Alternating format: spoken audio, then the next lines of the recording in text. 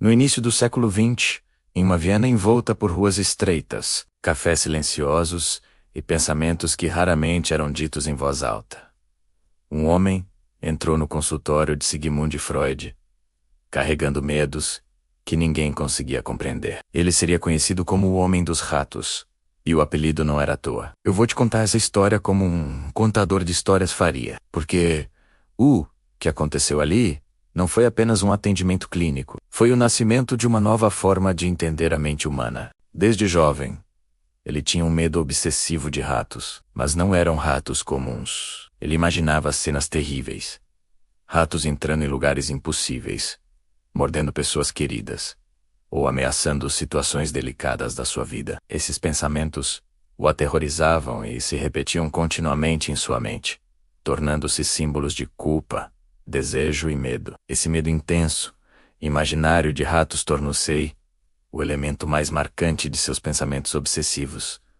E foi justamente por isso que Freud o apelidou de o Homem dos Ratos. O caso inteiro girava em torno desses pensamentos e rituais mentais relacionados ao medo de ratos, que refletiam conflitos profundos e sentimentos reprimidos da infância e da família. Cada rato imaginário era como um aviso, uma representação simbólica de angústias internas que ele não conseguia verbalizar. A partir desse medo específico, Freud conseguiu identificar padrões de pensamento, sentimentos de culpa e ansiedade que se repetiam obsessivamente, revelando como a neurose obsessiva se manifestava de forma simbólica e pessoal. O apelido não era apenas uma curiosidade, mas um marcador simbólico do conflito central que movia todos os sintomas do paciente. Um medo obsessivo que se repetia, retornava e dominava seus pensamentos de forma quase incontrolável. Ele era inteligente, educado,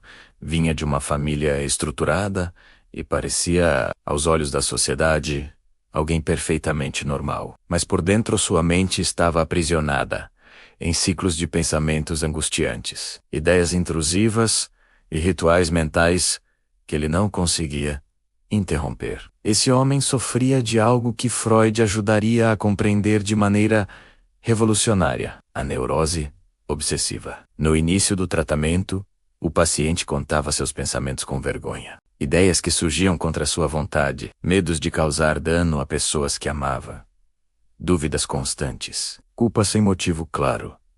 Era como se sua mente estivesse sempre em alerta máximo. Freud não interrompia, ele escutava, anotava, observava não apenas o que era dito, mas como era dito. As pausas, as repetições, as contradições. Aos poucos ficava claro que aqueles pensamentos obsessivos não eram aleatórios. Eles tinham sentido, eram tentativas da mente de lidar com conflitos profundos. A neurose obsessiva, até então vista apenas como estranheza ou fraqueza moral, começava a ganhar uma nova leitura. Não era falta de força de vontade. Era excesso de conflito interno. Aqui vale um aviso importante. Fique até o final dessa história. O que parece apenas um relato curioso vai se transformar em uma das explicações mais importantes sobre ansiedade, culpa e controle que já foram feitas. O Homem dos Ratos relatava que certos pensamentos surgiam de forma repentina e assustadora. Ele tentava afastá-los, mas quanto mais tentava, mais fortes eles se tornavam. Para aliviar a angústia, criava pequenos rituais mentais.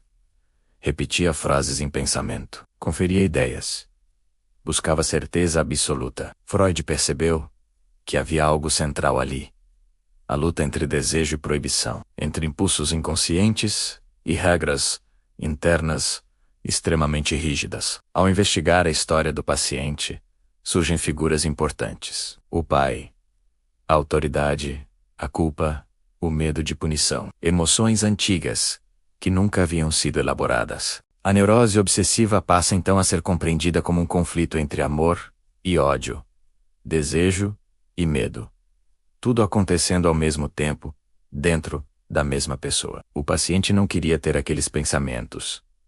Eles o assustavam, mas ao mesmo tempo, Eles revelavam algo que ele não conseguia aceitar conscientemente. Freud observa que os sintomas obsessivos funcionavam como uma tentativa de controle, um esforço exagerado para manter a ordem interna e evitar o caos emocional. Nesse ponto da história, é essencial continuar ouvindo. Fique até o final, porque esse caso explica por que tentar controlar demais os pensamentos pode nos aprisionar ainda mais. Durante as sessões, Freud percebe algo fundamental. O paciente também direcionava sentimentos intensos ao próprio terapeuta.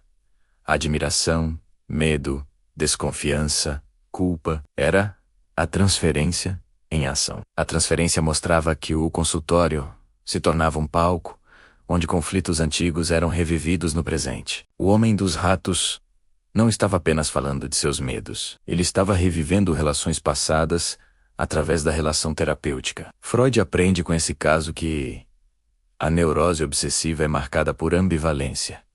Sentimentos opostos coexistindo, amor e hostilidade, respeito e revolta, desejo e proibição. A mente obsessiva tenta resolver isso criando regras rígidas e pensamentos repetitivos. Mas quanto mais rígidas as regras, mais intensa a angústia. Esse caso ajudou a consolidar a ideia de que os sintomas não são inimigos.